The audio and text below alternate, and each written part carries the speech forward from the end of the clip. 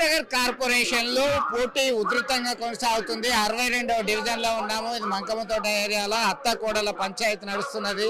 కుటుంబంలోనే కాదు రాజకీయాల్లో సైతం.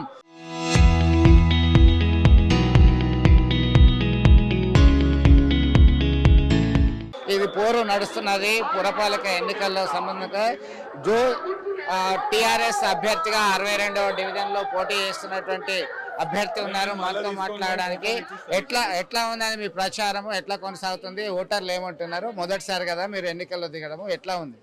చాలా బాగుంది, మంచిగా రెస్పాండ్ అవుతున్నారు. ప్రతి ఒక్కరు ఎట్లా రిసీవ్ చేసుకుంటున్నారంటే నన్ను ఒక ఇంట్లో ఒక బిడ్డలాగా, మంచిగా ఒక ఆడబిడ్డలాగా రిసీవ్ చేసుకుంటున్నారు. ఎందుకంటే గత 10 సంవత్సరాలుగా 15 సంవత్సరాలుగా బీఆర్ఎస్ అనేది రాలేదు. కాంగ్రెస్ పార్టీ ఉంది, బీజేపీ ఉంది. ఏ పార్టీ కూడా ఈ వాడకు అసలు ఏ పని కూడా చేయలేదు, డెవలప్ కాలేదు. ఎక్కడి రోడ్లు అట్లనే ఉన్నాయి, అన్నీ అట్లనే ఉన్నాయి. అందుకని బీఆర్ఎస్ పార్టీ మీద కొంచెం ఆశ కూడా పెట్టుకున్నారు. నన్నైతే మంచిగా రిసీవ్ చేసుకుంటున్నారు. ఓటు నీకే వేస్తామమ్మా అని చెప్తున్నారు. మీరు ఓటర్లకు ఏం చెప్తున్నారు? గెలిపిస్తే మీరు ఏం చేస్తా అని చెప్తున్నారు? నన్ను కనుక గెలిపిస్తే నేను ప్రతి ఒక్కరికి ప్రచారం చేస్తున్నప్పుడు వాళ్ళ సమస్యలన్నీ వింటున్నాను. వాళ్ళు ఏం చెప్తున్నారంటే ముఖ్యంగా మాకు పైసలు అవసరం లేదు, ఏం అవసరం లేదు, మాకు ముఖ్యంగా రోడ్లు చేపించండి అమ్మా అని చెప్తున్నారు. రోడ్లు, పెన్షన్, ఇంకా మహిళా భవనం కావాలంటున్నారు. ఇవన్నీ కూడా నేను తప్పకుండా చేస్తాను అని హామీ ఇచ్చాను.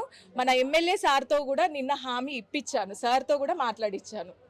మీ కుటుంబంలోనే రాజకీయ పంచాయతీ ఉన్నది, మరి ఎట్లా ఓవర్కమ్ చేస్తారు? ఇంటకెళ్ళి రచ్చగెళ్ళు అంటారు.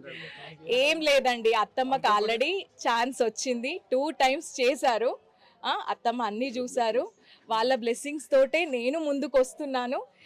ఇప్పుడు నాకు కూడా ఛాన్స్ ఇవ్వండి అని అడుగుతున్నాను, అంతే. ఇక ప్రజల ఇష్టం, కారు గుర్తును చూసి ఓటేయండి అని చెప్తున్నాను, అంతే. మొత్తం మీద హామీలు అయితే ఇస్తున్నారు. ఓటర్లు చాలా మంచిగా రిసీవ్ చేసుకుంటున్నారు.